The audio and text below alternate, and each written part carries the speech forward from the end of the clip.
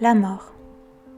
On en a peur, on l'évite, elle nous angoisse, mais elle est présente, tout autour de nous. En cette période de pandémie, de maladie, de conflits, de théories de fin du monde, elle nous obsède. Telle une épée Damoclès, elle est là, au-dessus de nos têtes. Alors on l'évite, on change de sujet, on change de chaîne, on s'occupe, on regarde des séries télé, on se fait de bons petits plats et on oublie.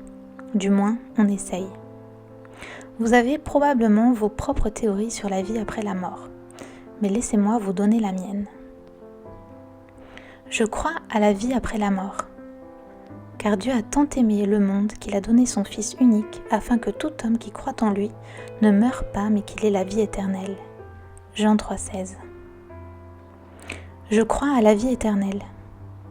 Je leur donne la vie éternelle. Jean 10, 28. Je crois que Jésus seul est le chemin, la vérité et la vie. Qui place sa confiance dans le Fils possède la vie éternelle. Jean 3, 36. Je suis le chemin, la vérité et la vie. Nul ne vient au Père que par moi. Jean 14, 6. Je crois que la vie auprès du Père ne se gagne pas, ne se mérite pas. Elle est totalement donnée par la grâce. Car c'est par la grâce que vous êtes sauvés par le moyen de la foi. Elle ne vient pas de vous, c'est un don de Dieu. Éphésiens 2, 8. Je crois à la vie éternelle auprès de Dieu ou loin de Dieu. Car le salaire du péché, c'est la mort. Mais le don gratuit que Dieu accorde, c'est la vie éternelle dans l'union avec Jésus-Christ notre Seigneur. Romains 6, 23. Je crois que si tu ne fais pas le choix de suivre Dieu, ta vie éternelle sera loin de Dieu. Et ils s'en iront au châtiment éternel, tandis que les justes entreront dans la vie éternelle. Matthieu 25, 46. Je crois aussi que Dieu nous laisse le choix de le suivre ou pas, mais qu'il souhaite que tu deviennes son enfant. Pensez-vous que je prenne plaisir à voir mourir le méchant ? Le demande le Seigneur. Mon désir n'est-il pas plutôt qu'il abandonne sa mauvaise conduite et qu'il vive ? Ézéchiel 18, 23. Je crois aussi que peu importe ton passé, tes erreurs et ta vie, Dieu t'accueille à bras ouverts si tu le souhaites. En Christ, parce qu'il s'est offert en sacrifice, nous avons été délivrés et nous avons reçu le pardon de nos fautes. Éphésiens 1, 7. La mort n'est pas une fatalité. La peur de la mort n'est pas nécessaire. Tu peux être libéré de cette peur. Tu peux être assuré d'une vie auprès de Dieu. Ce choix dépend de toi.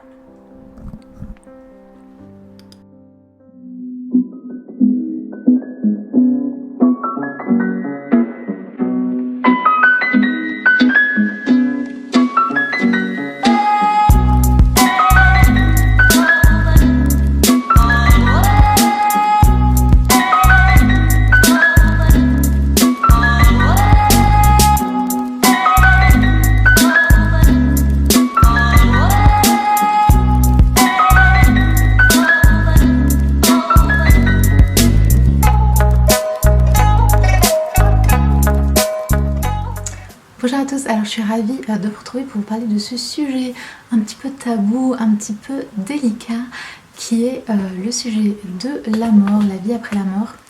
J'ai mon chat qui joue avec mon trépied, donc ça commence bien. Donc vous avez vu dans l'introduction un petit peu ma façon de voir les choses. Avant d'aller plus loin, bien sûr, je pense qu'il y aura tout type de personnes avec chacun ses croyances, etc. Qui vont regarder cette vidéo. Mais je vais particulièrement m'adresser aux personnes qui sont chrétiennes, puisque comme moi je n'avais pas peur et je n'ai pas peur de la mort. Par contre c'est vrai que en tant que chrétien on a parfois une idée, une image ou justement un manque d'image par rapport à la vie après la mort qui du coup nous réjouit pas spécialement. On n'a pas peur de la mort, on est assuré de notre salut et du coup de notre vie après la mort auprès de Dieu. On sait que c'est quelque chose de réjouissant, on est heureux de retrouver le Seigneur à ce moment-là, mais on a souvent un manque de vision, de clarté, etc. Alors je pense déjà c'est voulu, Il n'y a pas énormément de détails par exemple dans la Bible, etc.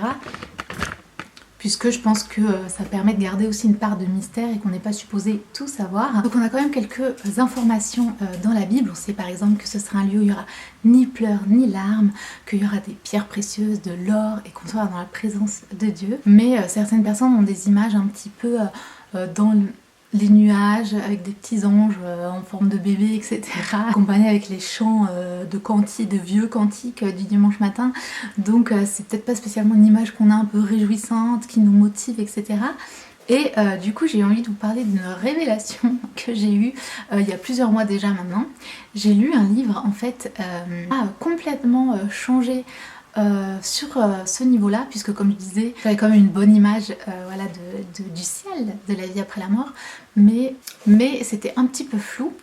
Et j'ai fait une lecture qui m'a inspiré du coup une série de 3 vidéos. Donc celle-ci c'est la première. J'espère que vous avez aimé cette petite introduction que j'ai faite au début. Là je vais vous expliquer un petit peu comment voilà, ne plus avoir peur de la mort, qu'est-ce que les choses qui peuvent vous encourager, ou si vous êtes chrétien et que vous n'avez pas peur de la mort, etc., comment avoir une image plus optimiste du ciel, voilà, du paradis, c'est un autre terme, pour les personnes sauvées. Et donc c'est ce qu'on va parler aujourd'hui, et il y aura bien sûr 2 autres vidéos sur ce sujet, spécialement par rapport à la lecture et à la découverte que j'ai faite. Donc je vous invite vraiment à regarder les 3 vidéos puisqu'elles abordent toutes des points un peu différents, donc je vous invite à voir les 3. Donc alors concrètement, j'ai lu un livre qui s'appelle « Et si le ciel existait » qui retrace le parcours d'un petit garçon de 3 ans et demi qui a eu une expérience de mort imminente et qui a vu pendant un laps de temps, je dirais même vécu en fait au ciel. Il a rencontré Jésus, il a fait plein d'expériences, donc on croit ou pas à son témoignage, mais très honnêtement, je vous invite à lire cette histoire, et ça je vous en parle dans les prochaines vidéos, donc je vous invite à regarder les prochaines vidéos.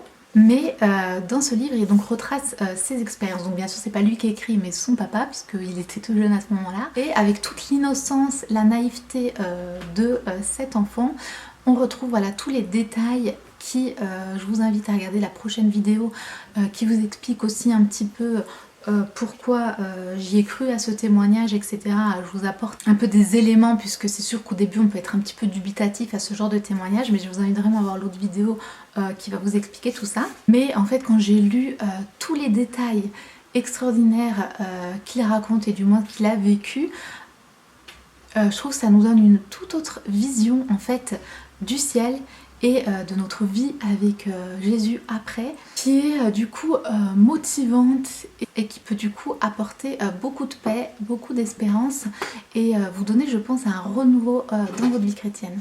Donc dans ce livre, je ne vais pas tout vous expliquer, déjà pour ne pas spoiler spécialement votre lecture et voilà, pour pas tout expliquer en détail, mais ce petit enfant donne différents éléments. Notamment en fait il a rencontré son grand-père que lui n'avait jamais connu de son vivant, et il n'avait jamais vu de photos de lui avant. Et quand il est au ciel, il savait que c'était son grand-père parce que son grand-père s'est présenté comme tel.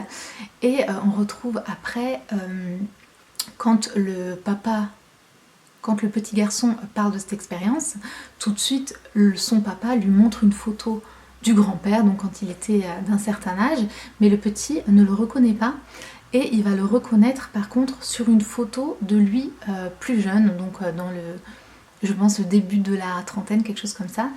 Et il dit qu'en fait au ciel il n'y a personne d'âgé, et personne par exemple de malade, personne qui n'a des lunettes.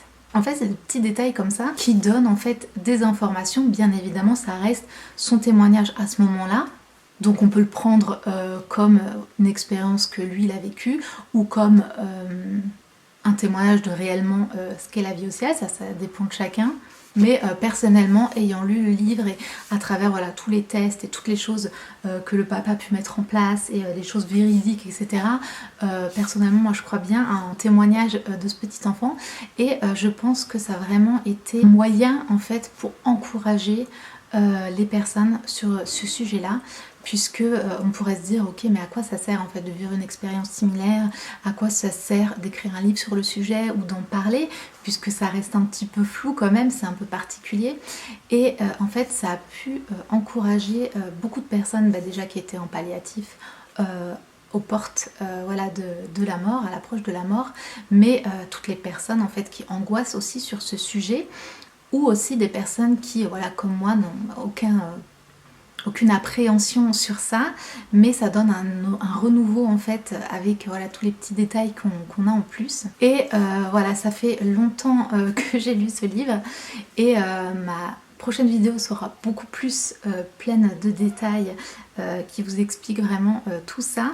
Et là c'était une rapide introduction pour vraiment voilà, rapide introduction de cette nouvelle série qui j'espère vraiment vous encouragera, puisque comme je disais dans l'introduction, on est dans une période un petit peu compliquée. Je sais que beaucoup de personnes se posent voilà, des questions à ce sujet, et personnellement j'ai trouvé cette lecture très encourageante, donc je vous invite vraiment à voir les prochaines vidéos. Et si ce n'est pas fait, à changer votre vision sur ce sujet, comme je le disais dans l'introduction, si c'est quelque chose qui vous intéresse et que vous aimeriez avoir une vision pareille, mais ce n'est pas le cas dans votre vie actuellement, je vous mets aussi des liens dans la barre d'informations de mes vidéos de la découverte de la foi chrétienne, mais aussi vers d'autres ressources qui peuvent vous aider si vous avez des questions à ce sujet. Donc bien sûr je vous invite à vous abonner à cette chaîne, à liker, à partager, et surtout à me retrouver dans les prochaines. À bientôt, ciao.